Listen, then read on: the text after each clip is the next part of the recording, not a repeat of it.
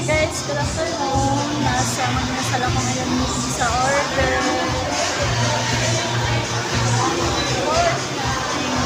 Super gutom na ako guys. Katatapos na namin mag-process ng senior citizen paper. Gutom na ako. Time check 2 p.m. Yung order natin guys. Super hungry na po ako talaga.